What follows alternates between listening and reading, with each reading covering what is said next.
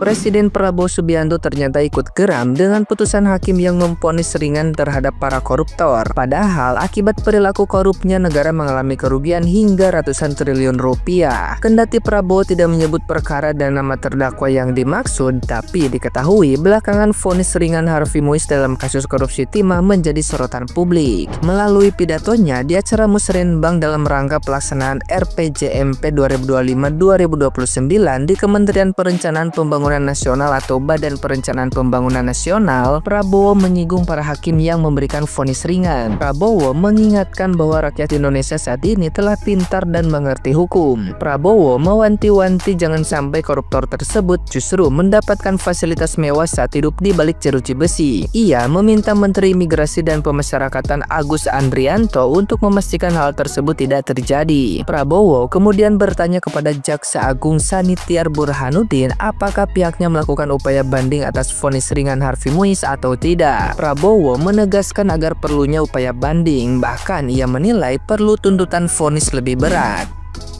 Saya mohon ya, kalau sudah jelas melanggar, jelas mengakibatkan kerugian triliunan, ya semua unsur lah, terutama juga hakim-hakim yang vonisnya jangan terlalu ringan lah. Nanti dibilang Prabowo nggak ngerti hukum lagi. Tapi rakyat pun ngerti, rakyat di pinggir jalan ngerti. Ngerampok triliunan, kalau triliunan, ratusan triliun.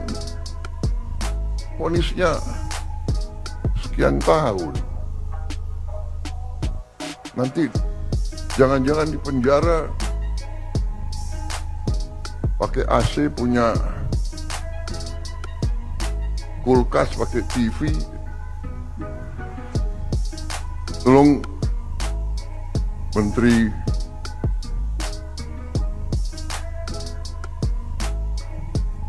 Pemasyarakatan ya, Jaksa Agung naik banding nggak? Naik banding ya? Naik banding. Vonisnya ya 50 tahun begitu kira-kira itu. Nah, gimana nih menurut netizen yang terhormat? Silahkan berkomentar ya. Nih presiden aja setuju loh kalau hukumannya itu harus lebih berat gitu loh, 50 tahun gitu. Kok cuma 6,5 tahun? Iya, nanti kalau misalnya cuma 6,5 tahun dapat remisi 2 tahun doang dong. 2 tahun cuman di penjara, penjaranya mewah, ada AC, ada TV, ada kulkas segala macam, tempat tidurnya spring bed, ya sama aja di rumah dong. Ini mana nih hakim nih? Ini mana hakim? Ayo muncul hakim nih. Presiden sendiri aja sudah bilang nih. Untung ini presidennya langsung ngedengerin ya curhatan rakyat-rakyatnya gitu. Sekarang mau apa ya lo pada hakim-hakim, orang-orang yang suka disuap, orang-orang yang suka tidak adil gitu. Sekarang sudah ada sosmed. Sosmed itu lebih dari pengadilan, tahu nggak?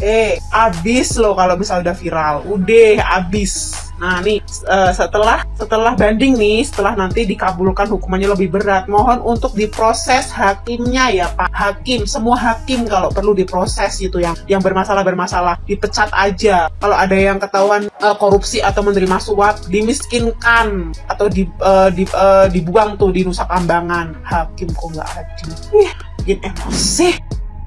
Indonesia lagi menyala nih, Pak Presiden akhirnya speak up masalah kasus korupsi 300 triliun yang kena hukuman cuma 6,5 tahun penjara. Nah, kalau kayak gini kan masyarakat jadi tenang kan bahwa Presiden ternyata merhatiin dan juga turun tangan untuk memberantas korupsi. Sampai menyarankan untuk bisa sampai 50 tahun. Nah, di sini juga Pak Presiden mengarahkan untuk Menteri Pemasyarakatan dan juga Kejaksaan Agung untuk mengajukan banding, dan sudah diajukan banding. Kita tinggal lihat lembaga yudikatif dan lembaga lainnya apakah setuju atau tidak. Pasti banyak yang nanya, tapi Bang, masa ya Presiden nggak bisa langsung ngasih kekuasaan 100% kayak langsung hukuman 50 tahun penjara? Nggak bisa. Negara ini 100% tidak dipegang oleh Presiden karena dibagi oleh beberapa lembaga. Dimana kalau misalkan 100% dipegang oleh Presiden atau kalau pemimpin, takut disalahgunakan. Makanya ada lembaga di mana setara, jadi kayak dimusyawarahkan, ini setuju, ini setuju, ini setuju. Nah, baru itu keputusan bisa disahkan. Di sini Pak Presiden sudah mengajukan banding melalui Kejaksaan Agung. Kita bakal lihat lembaga lainnya menyetujui atau tidak. Itu yang perlu dipertanyakan. Karena kita masyarakat, sebenarnya kata Pak Prabowo, orang di pinggir jalan aja tahu 300 triliun itu hukumannya pasti bisa lebih dari 20 bahkan sampai 50 tahun.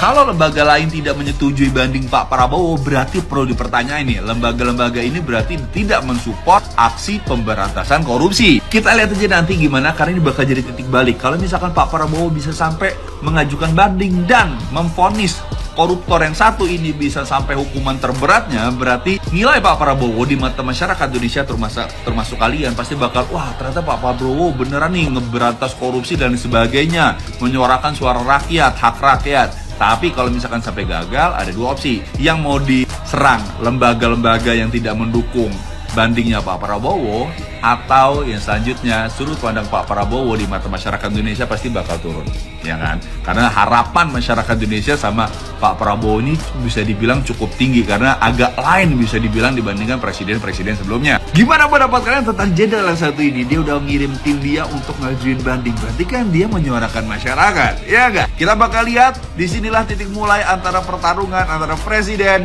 melawan koruptor yang ada di Indonesia. Gimana kelanjutannya? Kan Pak Prabowo nongol kan, dan waktu 5 hari kasus ini mencuat, geraknya cepet banget Pak Prabowo. Mata gua sampai bengep saking berterima kasihnya sama Bapak. Gua sebagai perwakilan dari salah satu masyarakat di Indonesia mengucapkan terima kasih banyak kepada Bapak Presiden Republik Indonesia, Bapak Prabowo Subianto. Terima kasih banyak Bapak atas statementnya kemarin. Epic banget, epic. Iya kan, Pak Prabowo ngomong kayak gini guys. Kejagung, lembaga permasyarakatan, ingat ya, hukumannya tuh 50 tahun gitu loh. Denda koringan banget. Ntar saya dipikirnya nggak ngerti hukum lagi. Bisa-bisa nanti di kamar penjaranya ada AC lah, ada kulkas lah. Tahu lah orang itu gosip lama. Iya, gue tuh jadi kepikiran gini guys. Kalau misalnya di Indonesia ini ada penjara khusus koruptor yang adanya di Jakarta, dibangunnya di Jakarta, di tengah-tengah kota, penjara khusus koruptor. Penjara itu tipe kamarnya adalah selti, yang isi kasurnya itu tingkat 3, selti. Agar supaya para koruptor ini bisa mencium aroma-aroma pengkhianatan terhadap bangsa sendiri guys. Lu cium dah tuh aroma teman-teman lu sama koruptor di situ. Dan penjara ini dilengkapi dengan videotron segede dosa di atas gedungnya untuk menyiarkan apa guys? Menyiarkan kegiatan-kegiatan para koruptor yang dipenjara di sana. Jadi kita bisa tahu, seumur hidup kita bisa tahu. Mau hukumannya 100 tahun, mau hukumannya 20 tahun, mau hukumannya berapa tahun pun kita jadi tahu kegiatan dia selama di penjara gimana. Pasang videotron, Indonesia negara kaya kok, sanggup lah bangun sebuah gedung penjara khusus yang isi tipe kamarnya selti in a minute. Kan asik guys. Kita punya videotron segede-gede dosa di tengah kota. Bakalan jadi sorotan publik itu. Bahkan mancanegara bakalan melek, gokil Indonesia. Kita nggak bisa macem-macem di Indonesia. Ekspat yang nakal ini nggak bisa mereka macem-macem sama Indonesia. Orang tahanan khusus koruptornya ada di tengah kota. Hal pertama yang akan mereka tanyakan, what is that? Oh, that's the corruption, penjara, you know. Kan anak Jaksel jadi nyampur-nyampur. Enggak, yang setuju komen di bawah. Kita bikin penjara khusus koruptor yuk. Terpisah biar kita punya gosip baru. Ketika kita menerima putusan pengadilan, namun nyatanya ternyata kita duga keras putusan tersebut dalam melakukan pertimbangan hukumnya, oknum hakim ini membuat putusan yang tidak sesuai dengan pertimbangan hukum atau pertimbangan hukumnya tidak ada aturannya. Apa yang kita lakukan ya? Aturan hukum maksudnya nih. Pertama-tama, kita akan mengajukan yang namanya upaya lanjutan. Contohnya, di tingkat negeri putusannya kita banding, kan gitu. Selanjutnya apalagi? Setelah itu kita laporkan oknum-oknum hakim tersebut ke Komisi Yudisial, baik itu pelaporannya khusus untuk pelanggaran kode etik, ataupun melaporkan juga ke bagian pengawas Mahkamah Agung. Atau bisa juga selanjutnya membuat yang namanya pelaporan untuk kita mohonkan kepada Komisi Yudisial untuk melakukan pengawasan ke dalam kepada tingkat lanjutan yang sudah kita upaya lanjutan tadi ya. Misalkan ide keputusannya dibanding tadi kita mohon kepada Komisi Yudisial untuk membantu kita untuk mengawas perkara tersebut supaya nanti putusannya sesuai dengan aturan yang berlaku ya. Namun yang pasti harus dipastikan dahulu ya, aturan-aturan hukum yang dilakukan atau timbangan hukum yang dibuat oleh hakim tersebut memang ada diduga keras melanggar aturan hukum ataupun aturan hukum yang berlaku Indonesia. Itu dia kuncinya. Thank you.